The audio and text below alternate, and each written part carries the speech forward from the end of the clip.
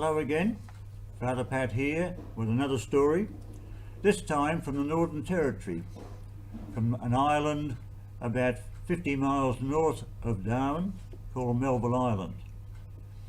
And it was associated with the Catholic mission which was on the island next door called Bathurst Island. And Melville Island, the island I'm talking about, we had two centres for Mass. One was called Snake Bay, the other was called Garden Point. They were separated by a road through the bush of about 40 miles. And so the idea was to have a 7 p.m. Christmas Eve Mass at Snake Bay and to drive up to Garden Point for a midnight Mass. There was only one little problem with that plan, but this was Christmas Eve 1974.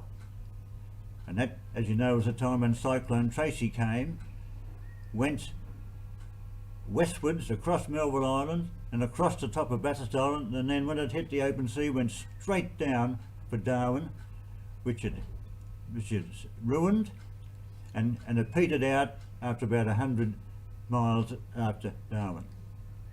And so 7 p.m. Mass, midnight, Christmas Eve Mass at Snake Bay. I happened to look out the window and I saw a mother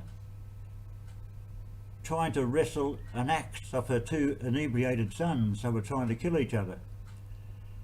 Didn't think much about it, finished the Mass, got ready to drive up to Garden Point for midnight Mass, confessions first was the plan, when this mother came to me with the axe and she said, "Father, would you look after this for me please? My two sons were hitting each other with it." So she threw it in the truck. I didn't think much about it. I took off about 8 o'clock for Garden Point. I'd hardly got to the edge of the village when I realised I'm in trouble. The winds had built up, the cyclone winds, and it would knock down the trees across the road. Then I thought of the axe. It's the only tool I had on board. So, zigzagging for about 40 miles up to Garden Point, I chipped the ends off the trees and made my way eventually to Garden Point. And Sister Magdalene there at Garden Point was very worried when I didn't turn up for confessions. But however, we had midnight Mass at Garden Point, and afterwards Sister Magdalene put on a little feast for us. Got to bed about 2 o'clock. About 4 o'clock in the morning there was a knock on the door. "This is Alberta, Father." Alberta was the nurse at Garden Point. She was a local girl. She said, "Father, Lucy's rolled into the fire and burnt all her eyes." I said, "Oh, that's very sad."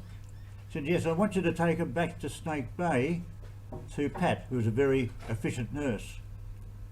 So we did that. And Pat couldn't get in contact with Darwin because it was flattened with the cyclone.